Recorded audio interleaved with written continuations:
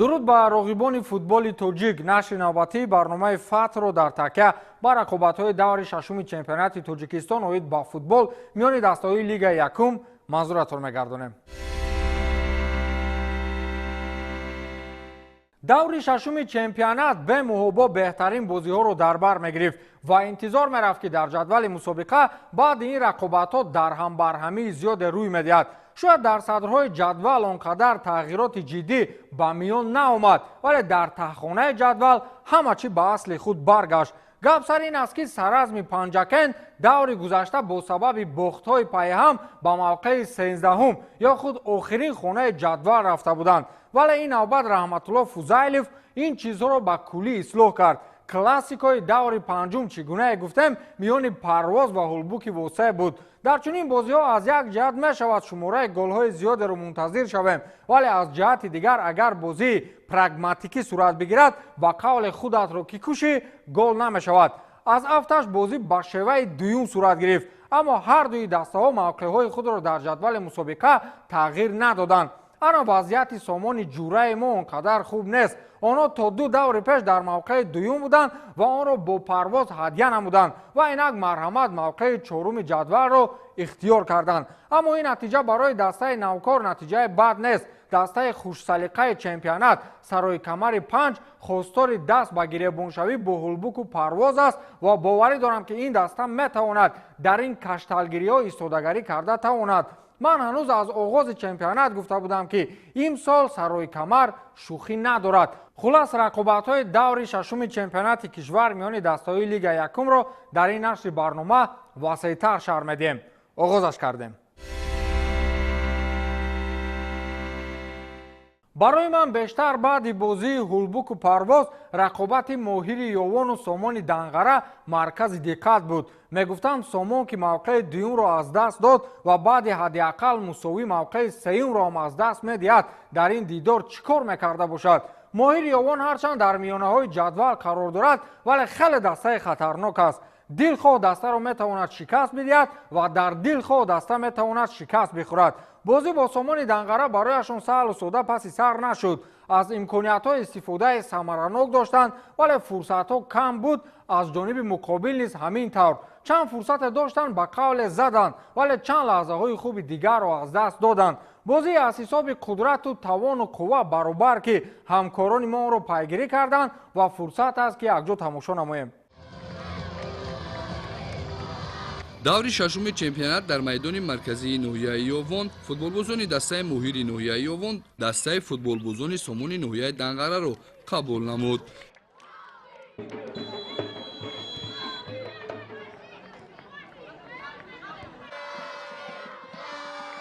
бозӣ бо иштироки мухлисони сершумори футбол доир гашт. лозим ба зикр аст ки футболбозони дастаи Сомони ноҳияи Данғара аз Лигаи дуюм ба Лигаи Якум гузариш кард ва дар бозии имрӯза низ футболбозони даста маҳорати хуби бозингарӣ нишон доданд. дар қисми аввали бозӣ футболбозони ҳарду дастаҳо фаъол буданд ва ҳаракатҳои головарро сомон доданд. футболбозони дастаи Моҳири ноҳияи Ёвон лаҳзаҳои хуби голзаниро аз ҳисоби ҷаримавӣ ва зарбаҳои кунҷӣ доштанд. бо чунин фаъолнокӣ дар дақиқаи 23-юми бозӣ футболбози даста Шоҳин Боев бо як партоби зебо ба ҳамдастааш Аваз Қамчинов ки таҳти рақами 10 бозӣ мекард ҳисоби бозиро кушоданд.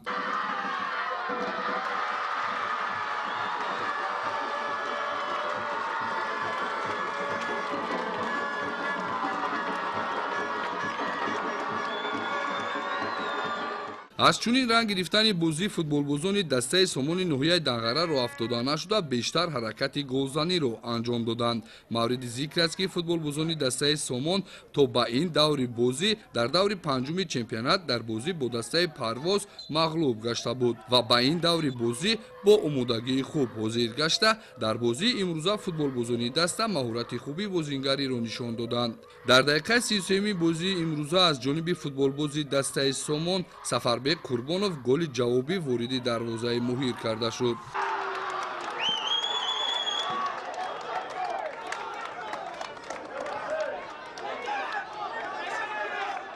бо ҳаракатҳои зиёд ва бо доштани беҳтарин лаҳзаҳои головар қисми аввали бозӣ бо ҳисоби 1-1 ба анҷом расид.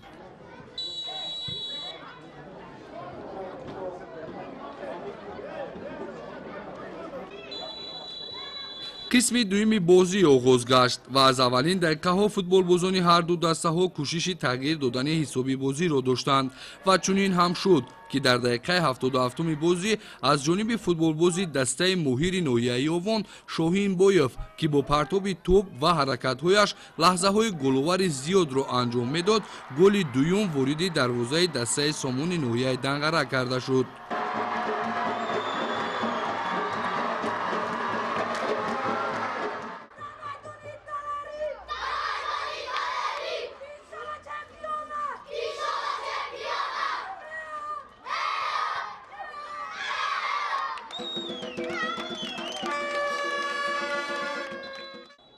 то дақиқаҳои 85-уми бозӣ ягон лаҳзаҳои головар дар ҷараёни бозии футболбозон мушоҳида нашуд. Дар дақиқаи 85-ум аз ҷониби футболбози дастаи Сомони ноҳияи Данғара Шоҳ Аҳтам Маҳмадисоев ки таҳти рақами 17 бозӣ мекард, голи дуюм ба дарвозаи дастаи Моҳир ворид гардид.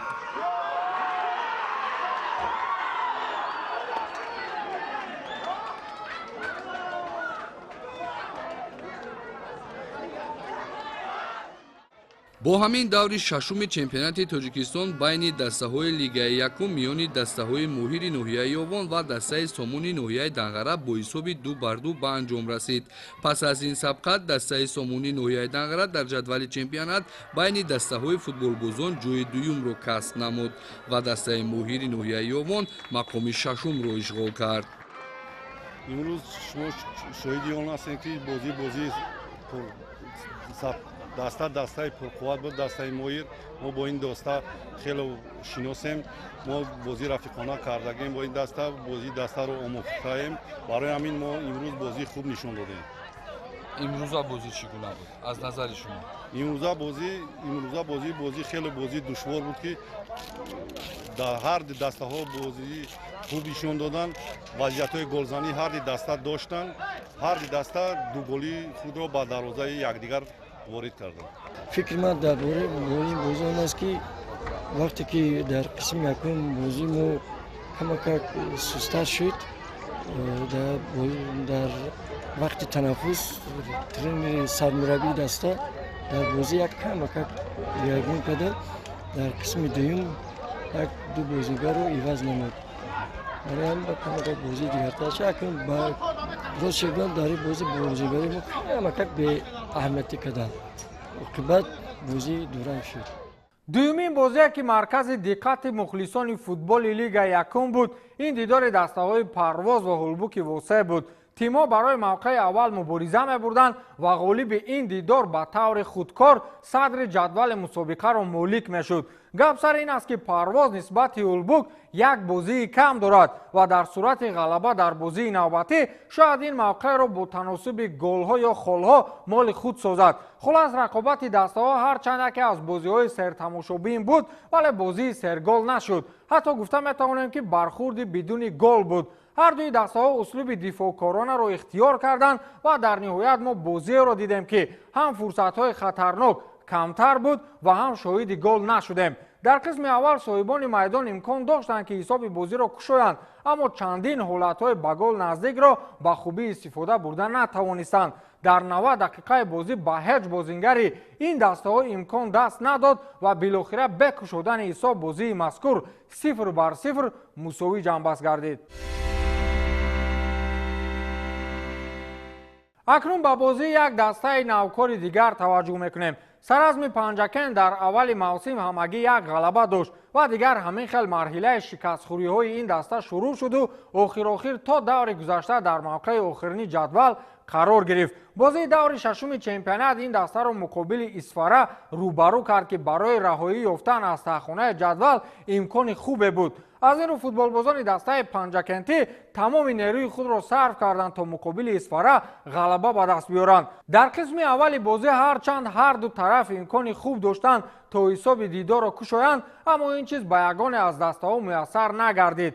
در قسم دوم نیز فرصت‌های خطرناک در نزد دروازه هر دو دسته زیاد بود، اما همه گل‌ها در عموم 3 گلی که در این بازی بود همگی در 10 دقیقه اخیر زده شد. اولین شده در دقیقه 78 دیدار فوتبالبازان دسته سراسب با زدن گل دست یافتند و همگی بعد گذاره 3 دقیقه باز حساب بازی از جانب فوتبالباز دسته اسفاره اسلاموف 1-1 مساوی کرده شد. در دقیقه 89 دیدار باشد در نهایت شاگردان رحمت الله فوزایلوف باز 1 گل دیگر زدند و با همین دسته سراسب با حساب 2-1 غلبه به دست آورد. آنها اکنون با غالبیت از موقع آخرین به جای نهم جدول برآمدند. بازی دیگری دور ششم چمپیونات تاجیکستان اوید با فوتبال میان دسته‌های لیگ یکم با طور زایل صورت گرفتند. گفتیم که دسته‌های پرواز و هولبوگ نتوانستند که در این دیدار با زدن گل دست یابند و همینطور بازی با حساب 0-0 یعنی مساوی به انجام رسید. دسته ماهر چگونه که گفتیم با دسته سامان یک بازی خیلی سخت و سنگین رو برآوردند و این بازی هم با حساب 2-2 یعنی مساوی خاتمه خود را پیدا کرد. دسته یاقوت باشد در میدان خود نتوانست که دسته سرای کمر 5 را شکست بدهد و مهمانان توانستند که در این دیدار با زدن 1 گل دست یابند و غالبیت نوبتی خود را تامین نمایند. دسته فیضگم باشد در میدان خود توانست که دسته همسایه خود یعنی دسته سرحدچی را با حساب 1-0 سرافکنده نماید. دسته شادمان حصار و دوشنبه که یکی از بازی‌های مرکزی دور ششم عنوان داده می‌شود بازی اینها نیز مساوی یعنی 2-2 خاتمه یافت. دسته سراسب باشد در میدان خود دسته اسفاره را در نهایت با حساب 2-1 شکست داد.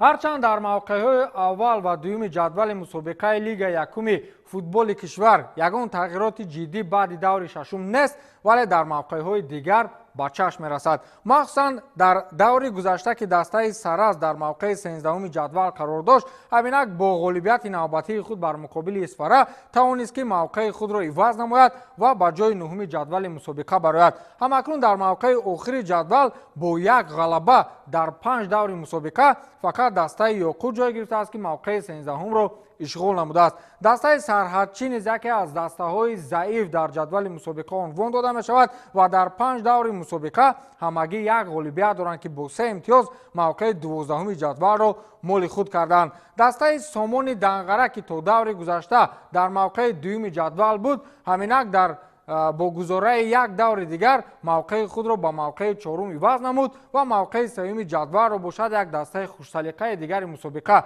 سرای کمر 5 اشغال نمود. سرای کمر 5 در 6 دور مسابقه 4 غلبه دارد و همینک با 13 امتیاز در موقع 3 قرار گرفته است. پرواز و هولبوگ موقع‌های یکم و دوم را میان خود تقسیم کردند و هرچند دسته پرواز نسبت حریف جدولی خود یعنی هولبوگ 1 بازی کم دارد، ولی شماره امتیازها به 13 رسیده است که این 3 امتیاز کم از دسته هولبوگ می باشد. در صورت برگزار کردن بازی لغو شده دسته پرواز می تواند که با موقع اول برآید، ولی این را فقط تناسب گل‌ها یا عموما تناسب خال‌ها حل و فصل کرده می تواند. خلاصه در موقع‌های میانه جدول دسته‌های نوکار از قبیل دسته سردار شهر ترسونزاده و همچنین دسته سراسب شهر پنجکن موقع‌های ششم و نهم جدول را اختیار کردند.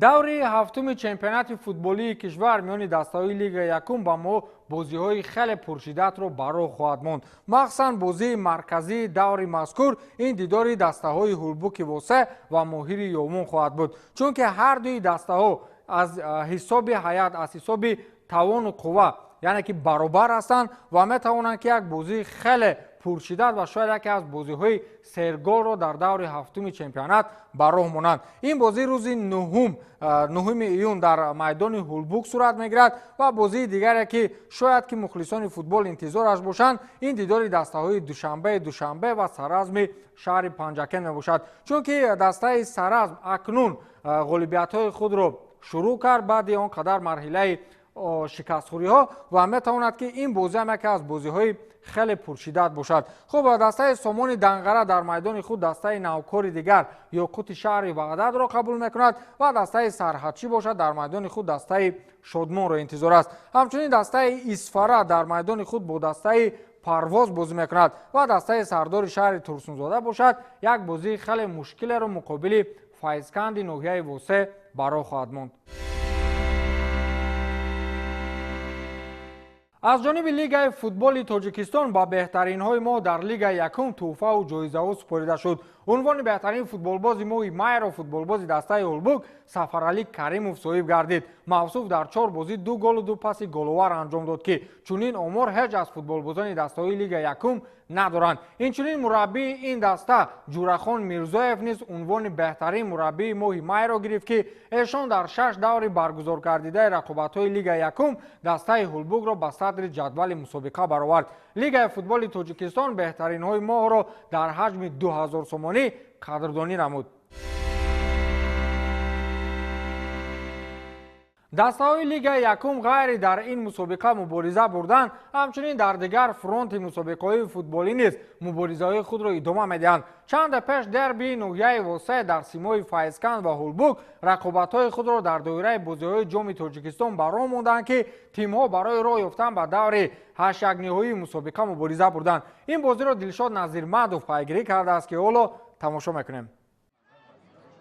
ду дастаи ноҳияи восе Улбук ва Файзканд ки дар чемпионати Тоҷикистон миёни дастаҳои лигаи якум майдондорӣ менамоянд, барои роҳ ёфтан ба даври якачниҳои ҷоми Тоҷикистон 2024 дар варзишгоҳи марказии ноҳияи восе ба номи Тешия Исмоилов бо ҳам рақобат карданд. дастаи Улбук дар даври навбатии лигаи якуми мамлакат бо дастаи Парвоз дар сафар майдондорӣ менамояд. аз ин рӯ ситоди мураббиён дар қисмати аввали ин нерӯсанҷӣ бештар футболбозони ҷавонро ба майдон оварданд. бозии мазкур бо бартарии соҳибони наминалии Улбуки ноҳияи восе оғоз гардида, аллакай дар дақиқаи 15-уми майдондорӣ бо голи задаи Зарҳалшо Акрамов пешсаф шуданд. дар идомаи бозӣ дастаи Файзканд каме бартариро ба даст гирифта дар пайи як тӯбрабоӣ дар маркази майдон ҳолати хуби голзаниро созмон доданд ва ҳамлавари даста Шахир Норов тавонист ки бо дарвозабон 1-1 баромада бо голи задаи худ ҳисоби бозиро баробар 1-1 намояд. бо гузашти 3 дақиқа аз голи задаи меҳмонон дастаи Улбук тавонист ки як ҳуҷуми тезкорро дар назди дарвозаи Файзканд созмон диҳад ва дар натиҷаи қоидасти тезӣ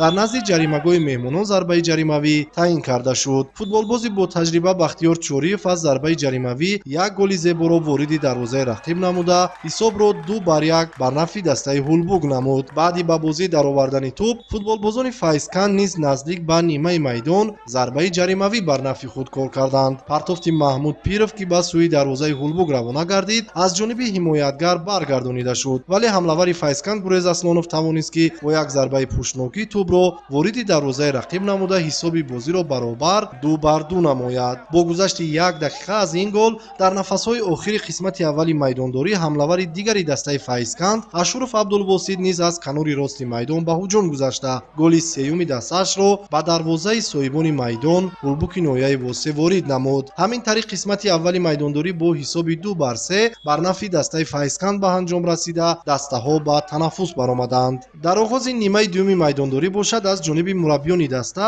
4 футболбози ҳайати асосӣ ба майдон омаданд ва бозии дастаи Улбук то андозае ранги дигар гирифта онҳо пайваста ба дарвозаи рақиб ҳуҷумҳои хатарнокро созмон медоданд, вале ҳуҷумҳои соҳибони майдон бенатиҷа анҷом меёфт. дар дақиқаи 60-уми майдондорӣ баъди таниши лафзӣ ҳимоятгари Улбук Маҳмадқулов Искандар ва нимҳимоятгари дастаи Файзканд Анушервон Наврӯзов баъди таниши лафзӣ бо корти сурх муҷозот гардида майдонбадар шуданд. дар идомаи бозӣ саҳитараш дар дақиқаи 65-уми майдондорӣ нимҳимоятгари дастаи Файзканд Эҳсон Чилаев аз партофти ҳамдастаи худ истифода карда ба задани голи чоруми дастааш шарафёб шуд. баъди ин гол дастаи Улбук низ ҳуҷумҳои тезкори худро дар назди дарвозаи рақиб созмон медод ва Бахтиёр Чориев бо як зарбаи зебову ҳадафрас берун аз ҷаримагоҳи рақибон голи навбатии дастаашро вориди дарвозаи рақиб намуда ҳисоби бозиро 3-4 намуд. баъди ин гол дастаи Улбук имкон дошт ки дасти кам 3 голи дигарро ба дарвозаи рақиб ворид намояд, вале дарвозабони дастаи Файзканд Шавқат Абдурозиқов дар баргардонидани зарбаҳои ҳариф